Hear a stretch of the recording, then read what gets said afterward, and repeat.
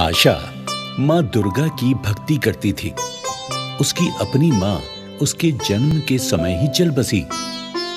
पिता ने दूसरा विवाह किया कि आशा की देखभाल हो सके, क्योंकि वो ज्यादातर काम के सिलसिले में घर से बाहर रहते थे। पर आशा की सौतेली माँ बहुत ही अत्याचारी थी। सारा काम आशा से करवाती और उसे भर पेट खाना भी नहीं देती थी। जब भी कोई आशा से हालचाल पूछता तो वो प्रसन्न होकर माँ दुर्गा ही जाने कह देती। आशा की एक सौतेली बहन भी थी। वो भी आशा से नौकरों जैसा व्यवहार करती, पर आशा कभी भी उसकी बात का बुरा नहीं मानती थी। आशा अपने मुंह से हमेशा माँ दुर्गा का नाम जपती रहती। अपने दुख की शिकायत उनसे कभी न करती। फाल्गुन की पूर्णिमा यानी होली आने वाली थी। पूरे गांव में होली की तैयारियां चल रही थी। आशा के पिता इस होली पर घर आने वाले थे, उसका रिश्ता पक्का करने।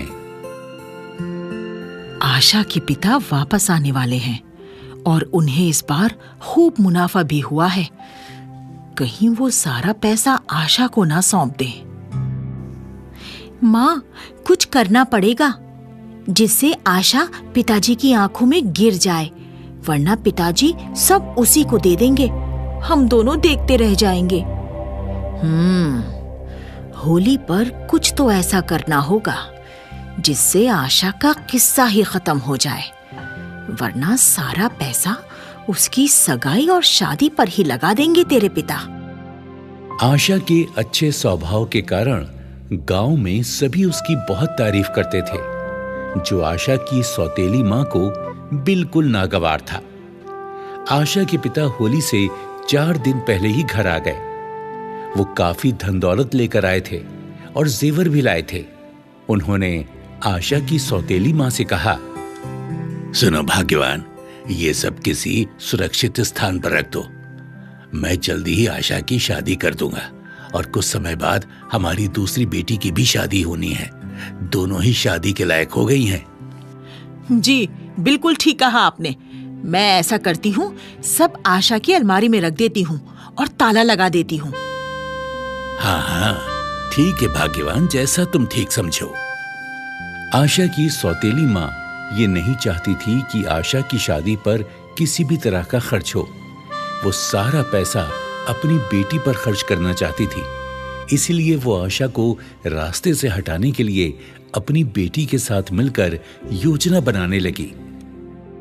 कल होलिका दहन है। सभी शाम 7 बजे होलिका की पूजा करने जाएंगे और हम आशा को बाद में आने के लिए कहेंगे। पर माँ, इससे क्या होगा?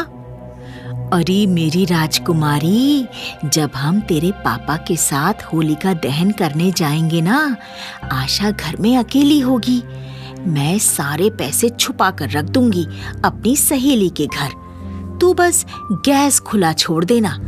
जैसे ही आशा माँ दुर्गा की पूजा करने के लिए मंदिर में दिया लगाएगी ना, तो आग लग जाएगी और होलिका दहन के साथ साथ आशा का भी दहन हो जाएगा और तेरे पिता और गांव वाले इसे हादसा समझेंगे और तेरे पिता को लगेगा कि सारा धन भी जल गया। इससे हमें खूब फायदा होगा। और सुन, सारी खिड़कियां दरवाजे भी बंद कर देना। आशा के बचने की कोई उम्मीद ही ना छोड़ना। हाँ माँ, मैं बिल्कुल ऐसा ही करूंगी। आशा की सौतेली माँ और बहन उसे जलाने की पूरी योजना बना चुकी थी। वो होलिका दहन के दिन अपनी योजना के अनुसार सब कुछ वैसा ही करती हैं। सभी गांव वालों ने और आशा के परिवार ने होलिका दहन की तैयारियां शुरू कर दी। उधर बेचारी भोली आशा माँ दुर्गा की आरती की तैयारी शुरू कर देती है। आशा अपनी माँ के रचे षड्यंत्र से अनजान थी। वो मंदिर का दिया जलाती है और आरती में मग्न हो जाती है। उधर सब होलिका दहन करना शुरू करते हैं। भाग्यवान, तुमने तो कहा था कि आशा यहाँ बाद में आएगी, पर वो आई नहीं अभी तक। क्या बात है? आप जानते ही हैं, उसे दुर्गा माँ की भक्ति से फुर्सत ही कहाँ मिलती है। बैठकर भजन करने में भूल गई होगी। हाँ, तुम सही कह रही हो। आशा की सौतेली माँ और बहन दोनों खुश थी कि जब वो घर जाएंगी तो आशा तब तक आग में भस्म हो चुकी होगी। पर माँ दुर्गा के चमत्कार के आगे मनुष्य क्या चीज है। जब वो दोनों वापस आती हैं तो देखती हैं कि सब कुछ ठीक था, कहीं आग नहीं लगी थी। पूरे घर में सब कुशल था और आशा माँ दुर्गा के सामने बैठी थी। माँ हड़बड़ा कर कहती है, आशा, तू ठीक है? माँ दुर्गा की कृपा है माँ, मैं तो हमेशा ही ठीक रहती हूँ। इतना कहकर आशा अपने कामों में लग गई। उसकी सौतेली माँ और बहन दोनों दुखी थीं कि आशा कैसे बच गई। माँ, अब क्या करेंगे? शायद इसे हमारी योजना की भनक लग गई होगी, तभी तो ये बच गई। कोई नहीं, कल होली है तो देख मैं क्या करती हूँ। होली के दिन आशा ने माँ दुर्गा की आरती करके माँ को रंग लगाया और फिर अपने पिता को। तभी उसकी माँ शोर मचाने लगी, हाय, मैं लुट गई, मैं बर्बाद हो गई। अरे देखो ये क्या हो गया। अरे क्या हुआ भाग्यवान, त्योहार वाले दिन काहे शोर मचा रही हो?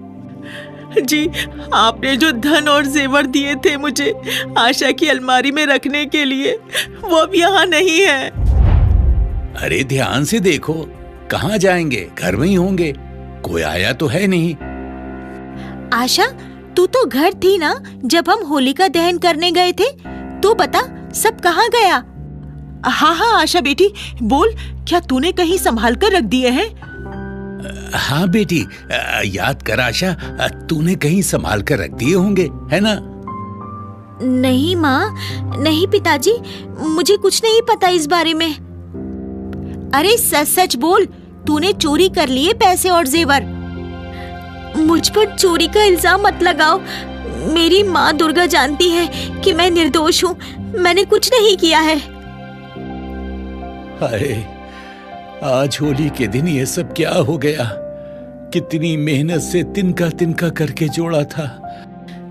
अपनी बेटी से कुछ कहिए, जरूर इसी ने कल हमारे जाने के बाद सब कुछ छुपा दिया है, तभी तो नहीं आई ये वहां पर।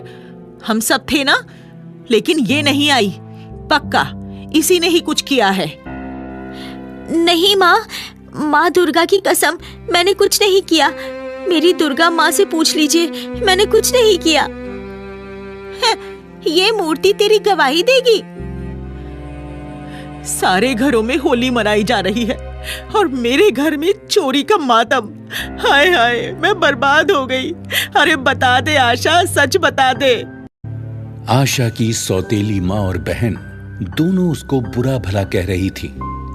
आशा बेचारी दुर्गा माँ के सामने जाकर रोने लगी। तभी चमत्कार हुआ, माँ दुर्गा प्रकट हो गई और बोली, आशा बेटी, तूने निस्वार्थ भाव से मेरी भक्ति की है, मैं तुझ पर प्रसन्न हूँ। बोल, तुझे क्या चाहिए? माँ, मुझ पर चोरी का इल्जाम लगा है। आप जानती है ना, मैंने कुछ नहीं किया। माँ, सबको प्रमाण दे दो मेरी सच्चाई का। तुम दोनों ने मेरी बेटी को जलाना चाहा, मैं चुप रही। तुम उस पर चोरी करने का इल्जाम लगा रहे हो, मैं तुम्हें दंड दूंगी, क्षमा नहीं करूंगी। माँ दुर्गा के ये कहने पर दोनों माँ बेटियां डर गईं। उन्होंने आशा के पिता को सारी बातें सच सच बता दी कि सारा पैसा और जेवर उन्होंने ही कहीं छुपाया है और आशा को जलाने की कोशिश भी की। दोनों माँ दुर्गा के सामने गिड़गिड़ाने लगी, लेकिन आशा से नहीं देखा गया। आशा माँ दुर्गा के सामने हाथ जोड़कर बोली, माँ दुर्गा, आप मेरे लिए यहाँ प्रमाण देने आई। मेरे लिए इससे बड़ी खुशी की और क्या बात हो सकती है। आप इन्हें माफ कर दीजिए, ये कैसी भी हैं, लेकिन मेरी माँ है और ये मेरी बहन है। मैंने कभी इन्हें सौतेला नहीं माना। माफ कर दो इन्हें माँ। इनकी वजह से मैं आपके दर्शन कर पाई हूँ। माँ, मैंने आज तक आशा को बहुत सताया, पर आज मुझे एहसास हुआ है और अपने किए पर पछतावा हो रहा है। माँ दुर्गा, क्षमा कर दो, हमें क्षमा कर दो। आशा की विनती पर माँ दुर्गा दोनों माँ बेटियों को क्षमा कर देती हैं और अंतर्ध्यान हो जाती हैं। होली के दिन माँ दुर्गा का चमत्कार आशा का जीवन बदल देता है। आशा और उसका परिवार उस दिन से प्रेम पूर्वक रहने लगता है। ये होली पूरे परिवार की यादगार होली बन जाती है। इसी तरह बुराई पर अच्छाई की जीत होती है।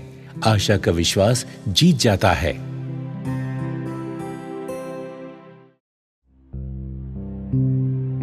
सत्तर साल के जगमोहन अपनी हाथ रेहड़ी लेकर रोज की तरह कचरा बीनने निकल पड़े थे। रास्ते में जो भी कचरा मिलता जा रहा था उसे वो अपनी हाथ रेहड़ी में डालते जा रहे थे। जब काफी कचरा इकट्ठा हो गया तो वो एक तरफ बैठ गए और हाथ रेहड़ी का कचरा निकालकर उसकी छटाई करने लगे। आज तो काफी काम का कचरा मिल गया, अच्छे पैसे बन जाएंगे। काफी दिनों से स्वाति आइसक्रीम खाने की जिद कर रही है। लगता है आज मैं उसे आइसक्रीम खिला पाऊंगा।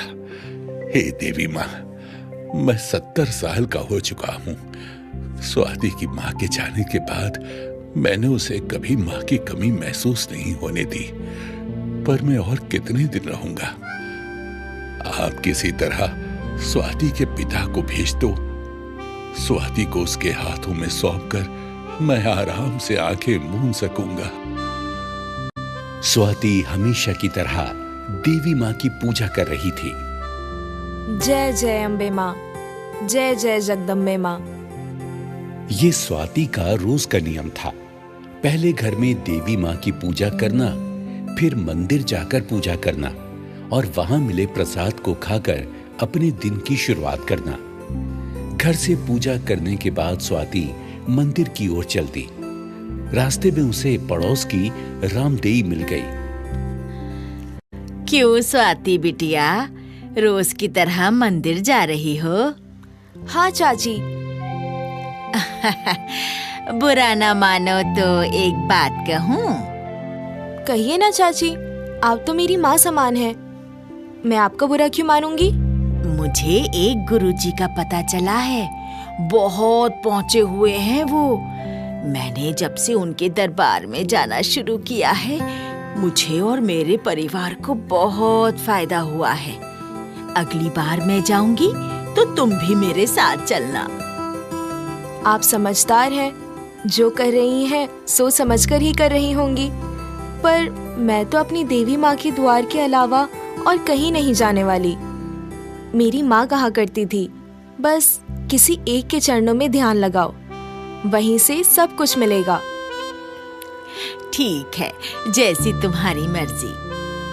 ये कहकर रामदेई चली गई। मुझे जो कुछ भी मिलेगा देवी माँ के चरणों से ही मिलेगा। जय अम्बे माँ, जय जगदम्बे माँ। देवी माँ का नाम जपते हुए स्वाति देवी माँ के मंदिर की ओर चल दी। मंदिर में पूजा करने के बाद प्रसाद खाते हुए स्वाति मन ही मन देवी माँ से प्रार्थना भी कर रही थी। हे माँ, मेरे पिताजी काफी समय से जो कहीं चले गए हैं, उनका कुछ पता नहीं चल रहा। उन्हें जल्दी से हमारे पास वापस भेज दो। स्वाति के पिता दीनदयाल की कोई खबर नहीं मिल पा रही थी। जिसके पास दीनदयाल काम करने गए थे, उनके यहाँ से भी कुछ पता नहीं चल पा रहा था। स्वाति को देवी माँ पर ही भरोसा था। बेचारी स्वाति का स्कूल जाना भी छूट चुका था। अब वो बाजार से रद्दी खरीद लाती और लिफाफे बनाकर दुकानों पर दे आती। मंदिर से निकलकर स्वाति रद्दी खरीदने के लिए चलती। उधर जगमोहन जेब में पैसे डाले अपनी हाथ रेहड़ी के साथ साथ खुशी खुशी घर जा रहे थे। आज बहुत सारे दिनों बाद वो अपनी पोती स्वाति को आइसक्रीम खरीद कर दे पाएंगे। घर पहुंचकर जगमोहन ने स्वाति को साथ लिया और आइसक्रीम खाने निकल पड़े। जगमोहन ने अपनी हाथ रेड़ी भी साथ ले ली। उन्होंने सोचा आइसक्रीम खाने के बाद स्वाति घर चली जाएगी और वो कचरा बीनने के काम पर निकल जाएंगे। आइसक्रीम की दुकान पर पहुंचकर जगमोहन ने अपनी हाथ रेड़ी एक तरफ खड़ी की। जगमोहन और स्वाति दोनों के चेहरों पर मुस्कान थी। जैसे ही वो आइसक्रीम की दुकान की ओर बढ़े, एक ट्रक तेजी से आया और जगमोहन की रेहड़ी को रौंदता हुआ निकल गया। स्वाति के मुंह से चीख निकल गई। ओ माँ! जगमोहन की आंखों से भी आंसू टपकने लगे।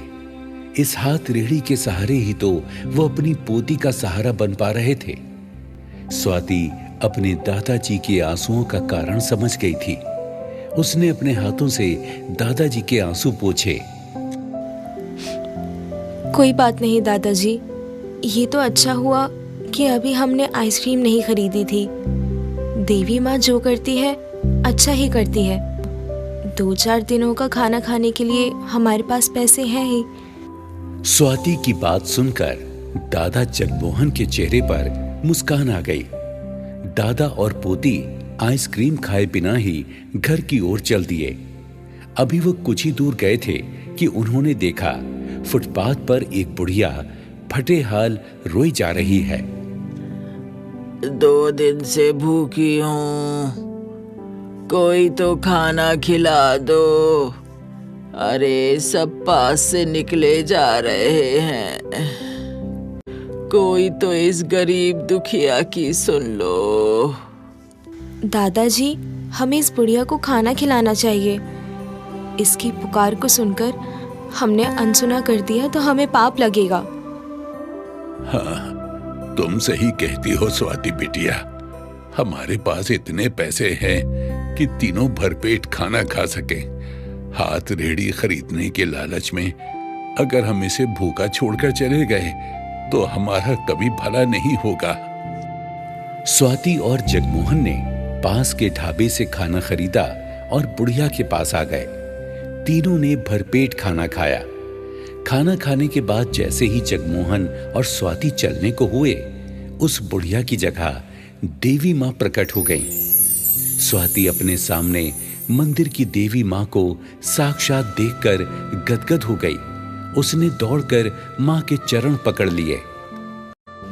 बेटी स्वाति, मैं तुम्हारी पूजा से प्रसन्न हूँ। तुम्हारी और तुम्हारे दादाजी की दया ममता ही तुम्हारी इंसानियत की पहचान है। अब तुम्हारे जीवन में कभी कोई कष्ट नहीं रहेगा। जाओ, तुम घर जाओ। घर पर तुम्हारे पिता तुम्हारा इंतजार कर रहे हैं। तुम्हें आइसक्रीम पसंद है ना? तुम अपने पिताजी को कहना वो पास की आइसक्रीम फैक्ट्री में जाएं, उन्हें वहां काम मिल जाएगा। ये कहकर देवी माँ अंतर्ध्यान हो गई। स्वाति और उसके दादा जगमोहन जैसे ही घर पहुंचे, उन्होंने देखा दीनदयाल वहां खड़ा था। दीनदयाल ने तेजी से आगे बढ़कर अपने पिता के पैर छुए और स्वाति को गले लगा लिया। आप कहाँ चले गए थे पिताजी? आपने कोई खबर नहीं दी? क्या बताऊं बेटी, ज्यादा पैसे कमाने के लालच में फैक्ट्री की नौकरी छोड़कर मैं मजदूरी करने लगा था। उसी काम को करते हुए एक टनल में फंस गया था, पर देवी माँ की कृपा से मैं बच गया और तुम्हारे पास आ गया। आप कोई फिक्र ना करें पिताजी, आपको देवी माँ की कृपा से पास की आइसक्रीम फैक्ट्री में काम मिल जाएगा। दीनदयाल अब आइसक्रीम की रेहड़ी लेकर आइसक्रीम बेचने लगा था। उसके पिता जगमोहन को अब कचरा बीनने की जरूरत नहीं थी और स्वाति शाम से स्कूल जाने लगी थी। शाम को घर लौटते हुए दीनदयाल स्वाति के लिए उसकी पसंद की आइसक्रीम लेते आते, जिसे पाकर स्वाति खुशी से झूम उठती।